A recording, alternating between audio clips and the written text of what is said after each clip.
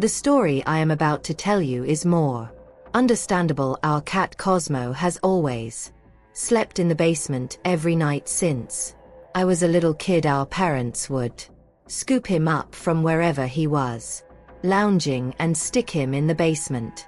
They detested all the cat hair he'd leave behind on their bed, which I guess was understandable. He was also an outdoor cat, so if one of us forgot to put him in the basement at night, he'd wake my parents up at 3 a.m. screaming to be let out. The basement's huge, the biggest room in our house, so I figured he liked having all that space. A little over 2 weeks ago, as I'm writing this, he started acting weird. There's a little landing at the top of the basement stairs just behind the door. That's where we'd usually put him. After a few minutes, he'd walk down the stairs and sleep on whatever piece of furniture he pleased. One night I placed him delicately on the landing and gently shut the door, something I'd done a million times as I was filling my water glass in the kitchen, though I heard him meowing from behind the door. That was odd. He usually tried to down the stairs. Immediately I finished filling my glass and walked over to the door, wondering if someone had maybe forgotten to fill his dish. I opened the door and he darted out into the living room as if he were chasing something. I checked the dish and it was completely full. Weird, I thought. Turning to go find him, I put him back on the landing step, closed the door, and that was that. The next 2 nights were essentially the same. I'd put them on the landing, close the door, and start getting ready for bed. After a few minutes, I'd hear him repeatedly meowing. I'd go over to the door and it was always the same thing. He'd just linger at the top of the stairs, refusing to go down. I worried that maybe he was just getting old, but that was a thought I didn't want to confront just yet. It killed me to do it, but I just ignored him, knowing he'd walk down the stairs. Eventually, the day after that, he refused to enter the house at all. Usually when he wanted to come in, he just hang out at our front steps or by the back door, until one of us saw him through the glass and let him inside. At one point I noticed him curled up on our dorm. I went to let him in, but he didn't move. I went out and petted him a little before going back inside. A few hours later, I walked by the door again and saw that he still hadn't moved. It was getting late, so I picked him up and carried him inside, which he wasn't too happy about. I knew he didn't want to go to sleep downstairs, so I let him sleep in my room. That night it wasn't a big deal and he seemed a lot calmer that way. Of course, that solution didn't last. For the next few days, my dad kept complaining that someone was leaving the basement door open. He was mad because it was letting all the cool air escape downstairs. Air conditioning wasn't free, which was something he loved reminding us. I assumed it was my sister. She's always been the type to leave doors and drawers open without thinking. I didn't really pay it that much thought. I was just happy that Cosmos seemed to have mellowed out after being allowed to sleep in my room. One night I woke up randomly in the middle of the night. In my groggy, half-awake state, I glanced over to the door and saw something weird. There was a silhouette standing in my bedroom doorway. It was just standing there perfectly still. I could tell it was a person because I could see their outline in the faint glow of the lamp we'd leave on in the den. I figured it had to be my sister, so I called out to her, but the figure moved away without a word. I was too tired to figure out what she wanted, so I just went back to sleep. A couple of days later, we discovered what had been keeping Cosmo away from the basement: a flea infestation. The whole place was crawling with them. It was disgusting. We assumed the fleas were the reason Cosmo had refused to go down there, which made sense, but it was strange how they came out of nowhere. We never had a flea problem before, and Cosmo always wore a flea collar. My dad yelled at my mom for not changing out his collar even though she swore she had. My dad went all out, tearing through every corner of the basement to clean it thoroughly. We vacuumed the carpets, sprayed the entire room and washed everything down with flea-killing solutions. He told us to stay out of the basement for the next few days so that any stragglers would die off without a host. It seemed like a good plan and I figured that would be the end of it, but then a few nights later another strange thing happened. I was lying in bed when I noticed light seeping in under my door, flickering on and off like someone was playing with the hallway switch. I told myself it was probably just my dad getting up to use the bathroom or something, but the flickering continued, going on for longer than seemed normal. It was starting to freak me out, but I couldn't bring myself to check it out. I lay there, heart pounding, staring at the bottom of the door, hoping it would stop. Eventually it did. I forced myself to fall asleep after that, but I've never felt more uneasy in my life. A few more days passed without incident. My dad said the basement was probably clear, which was great because I had been missing playing video games down there. After getting home from school, I went down to the basement. As soon as I got down the stairs, though, I noticed something was wrong. There were still fleas down there, a decent amount of them. It didn't make any sense. After all the cleaning, they should have been long gone. I went back upstairs to call my dad at work, but he just said to give it time. He insisted that any fleas left would die soon enough. I couldn't shake the feeling that there was something else going on, though. It wasn't normal for fleas to keep thriving like that after everything we'd done. So the next day after school, I decided to investigate a bit further. I went down to the back of the basement and into the storage room where we kept some old boxes and tools, figuring maybe a rodents had gotten in and died somewhere. I opened the door and instantly knew I was right. The smell hit me almost immediately, this thick, rotten stench that clung to the air and made my eyes water. I followed the smell to the far end of the room where there was an unfinished crawl space that connected to the plumbing for the whole house. It was pitch black back there, and the smell only got stronger as I stepped closer. I didn't want to go in there. It was too dark anyway. I turned to grab a flashlight, and that's when I heard it breathing. It was faint at first, but steady, like someone was hiding in there. I froze. I felt a pit forming in my stomach.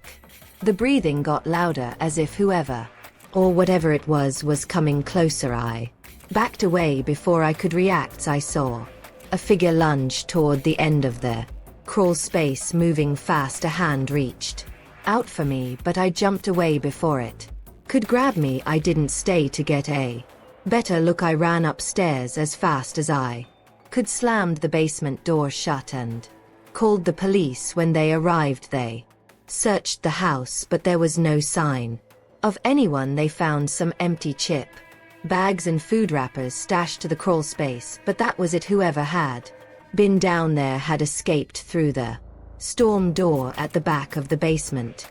The officer said it was probably a homeless person who'd snuck in looking for shelter, but I couldn't help but wonder how long they'd been living there and how much they'd seen. My parents were twice as shocked as I was. We've kept the basement door locked ever since, and Cosmos still won't go anywhere near that door.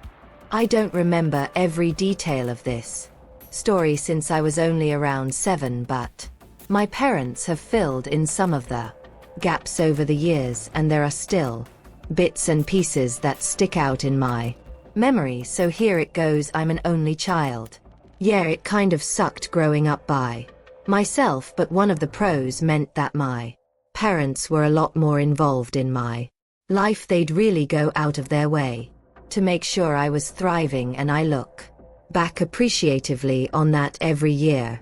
Around Halloween, my parents would transform our basement into a haunted house. It wasn't anything fancy, just some old decorations, fake spiderweb strobe lights, and a lot of enthusiasm. The whole thing was for a good cause. You had to donate canned food to get in, and my parents would give everything we collected to the local food bank. They even made flyers and passed them around my school and a couple of other elementary schools nearby. The vast majority of people who came were parents of kids in my school, but there were always a handful of parents and kids that we didn't know. My parents actually welcomed that. The more strangers there were, the more food they'd be able to collect, and the greater the likelihood that the haunted house would be a hit. We lived in a pretty big brick house in Taunton, Pennsylvania. A lot of the houses in our neighborhood were fully brick for historical reasons. I won't get into that.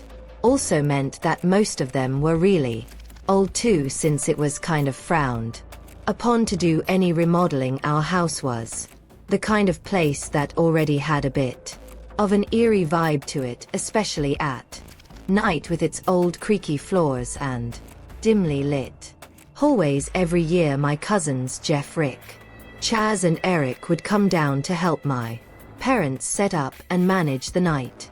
Usually they dress up in scary costumes and hide around the basement to jump out and scare my friends. That year they decided to go all out and wore matching anonymous masks. You know, those kind of creepy white masks with the blank expressions. The haunted house was a big hit that year. As usual, we had a good crowd going by early evening, but my parents told me later that there had been a strange man who showed up before things really got started. He wasn't with any kids, which was odd since the haunted house was mostly for families. He said his wife was planning to bring their daughter later on, but he wanted to drop off some food cans early. My parents didn't recognize him, but they figured it wasn't a big deal. They thanked him, took the cans, and stood there awkwardly before he got the hint and left. As the night went on and more people showed up,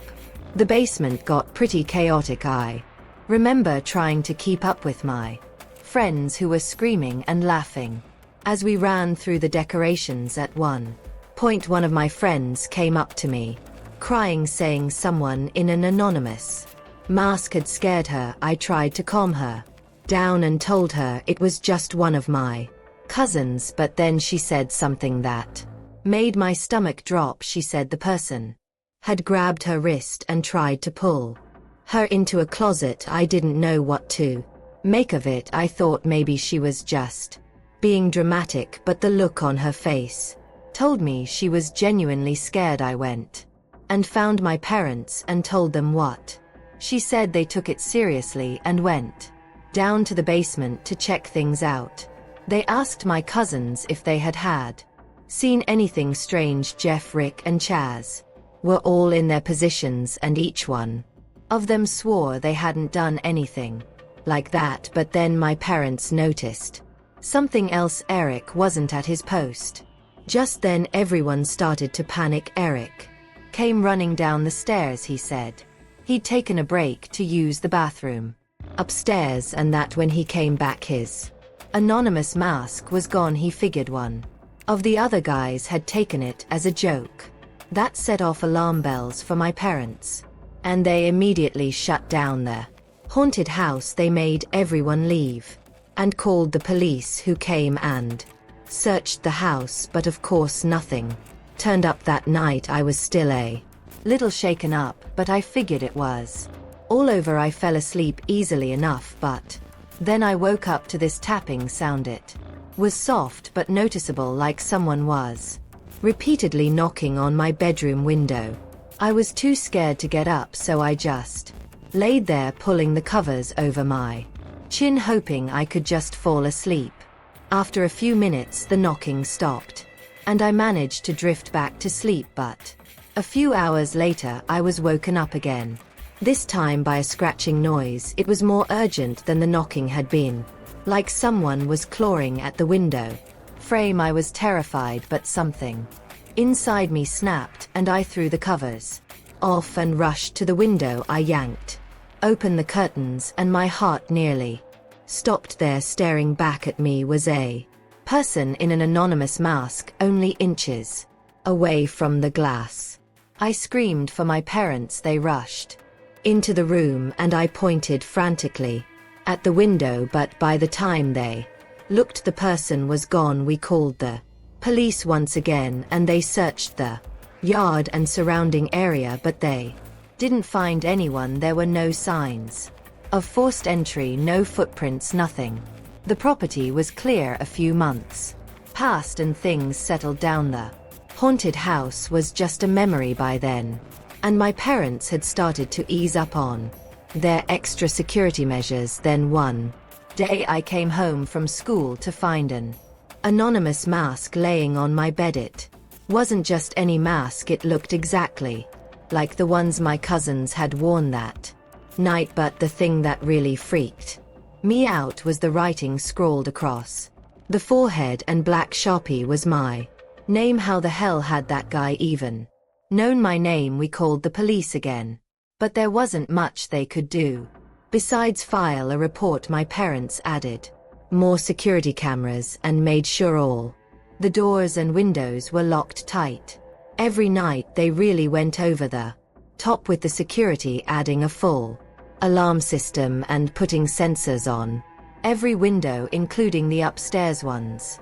After that, nothing else happened, at least not that we could prove. The next few months were fine, but I swore I kept hearing things outside my bedroom window. Tapping, scratching, you name it. It was probably nothing, but it got to the point where I was scared to sleep in my own bed. I've since grown up and moved out of that house, but sometimes I still wonder if there was more to the story behind what happened to me all those years ago. I recently got a job at a Mexican joint in a neighboring town. The area was a bit sketchy, but it wasn't anything I couldn't handle. I was also pretty desperate for money, so it's not like I really had a choice. Plus I figured working nights wouldn't be so bad since I'd have most of the day to myself. The restaurant itself was decent enough, but the manager, Carlos, was well shady. He always scheduled me for the worst hours, kept me late, and never seemed particularly concerned about following the rules. He was the type of guy who made you feel like you couldn't trust him, but like I said, I didn't have much of a choice. I needed the job. One night, while closing up, I started hearing these weird noises. I was mopping the tiled floor in the kitchen when I first heard it. As I was mopping, I picked up on these two muffled sounds that sounded like soft thuds and scraping. They were coming from below the floor. It was faint at first, but I knew I wasn't imagining it.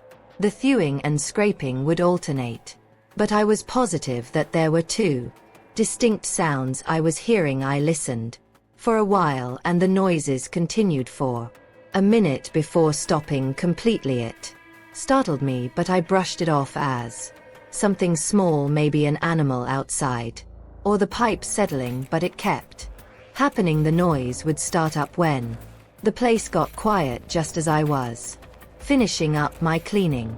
After a few nights of this, I told Carlos about it. He shrugged it off immediately and told me it was nothing and to stop worrying. He went as far as to say the restaurant didn't even have a basement. That's when I got a little suspicious. I knew he was lying because I had literally seen the window wells around the back of the building. I wanted to tell him that, but held my tongue. I figured I'd give it another day. Maybe the noises would stop on their own. Of course the noises continued. I complained to him the next day and told him that the place must have a basement since there were literally windows below the ground. That's when he gave me the strange look and insisted that there was no basement. He told me that the previous owners of the building had sealed it years ago and no one can get in or out. Then he told me in a firm voice to just focus on my job and stop poking around. The way he said it so dismissive and firm gave me a bad feeling, but I didn't want to lose the job, so I dropped it. I figured maybe it was just some animal that had somehow gotten in. It was just weird that Carlos was so insisting on not checking it out or taking me seriously. For the next few days the noises persisted every night. It was the same, those strange low thuds and occasional scraping like something or someone was moving down there. I couldn't shake the feeling that something wasn't right, but I tried to ignore it. Then one night after closing up, curiosity got the better of me. I decided to take a look for myself. I walked around to the back of the building where the window wells were. I crouched down and tried to peer through one of the windows. It was pitch black inside and I couldn't see anything, even with my phone flashlight. Just as I was about to give up, a light flickered on inside the basement just for a second. Then it snapped off before I could see anything clearly. I froze, my heart racing. Unsure of what I had just seen, I rushed back to my car, too freaked out to go back inside, but I didn't tell Carlos. Something about the whole situation made me feel like it was better to keep quiet. I was not prepared for what was about to happen, though. The next time I closed, I couldn't resist the urge to go check out those windows again. I fully admit that my hands were shaking as I walked around the building. I knew nothing good was going to come from poking around. I crouched down to get a good look this time. As I leaned in closer to get a better look, I saw it pressed up against the glass was a face. It was a man, but not just any man. He looked completely deranged. His hair was wild and his face was filthy, like he hadn't bathed in weeks. His yellow eyes were wide, staring right at me through the glass. He bashed his head against the window and gave me this demented smile. I screamed and stumbled back, totally losing my eye. Ran from my car without looking back. My hand shook as I fumbled with my keys, but I managed to get in and speed off before anything else could happen. The next day, I couldn't keep quiet anymore. I went straight to Carlos and told him everything. To my surprise, he didn't even try to deny it. Instead, he sat me down and actually told me the truth. He admitted that the person I had seen was actually his brother, who had been living in the basement. He said his brother was mentally ill, dangerous even, and Carlos had been hiding him down there to keep him out of trouble. The basement had been sealed off to the public years ago, but Carlos had found a way to let his brother live down there away from prying eyes. He urged me not to say anything and said he'd appreciate it if I forgot this whole thing ever happened. I didn't know what to say. I wanted to quit right then and there, but I couldn't. I was so strapped for cash that the idea of looking for another job didn't feel like a real option, so I stuck around, convincing myself it would be fine as long as I stayed away from the basement. I tried to keep my head down and avoid Carlos, but the whole thing left me on edge. A few weeks later, something happened that made me regret staying. It was late and I had just finished closing up. As I walked in my car, I noticed something or someone lurking in the tree line next to the parking lot. It was just a figure, but I knew in my gut it was a person. I had a feeling I knew who it was. My heart started racing, but I pretended not to notice. I kept walking, trying to stay calm, but then I heard footsteps behind me. I glanced over my shoulder and there he was, the same man from the basement. He was hobbling strangely toward me, but clearly moving as quickly as he could. I scrambled for my keys and managed to unlock the door and throw myself inside. Just as he reached the door, he slammed his face against the window smearing it with dirt and sweat. Started pounding on the glass, I screamed. But I couldn't think straight. All I knew was I had to get out of there. I sped off as fast as I could. I'm not sure how I made it home that night without crashing. I've never been more scared in my entire life. I still thank God that he had some kind of limp, otherwise he would have definitely caught me. That was my last night working at the restaurant. I called the police from the safety of my apartment, but I never went back. I didn't want to know what happened next, whether they found the man or if Carlos got in trouble for what he'd done. I just couldn't be involved anymore. Even now, though, I can't shake the feeling that Carlos might come looking for me one day. I don't know if he'd go to great lengths to do something like that, but it's a thought that sits in the back of my head.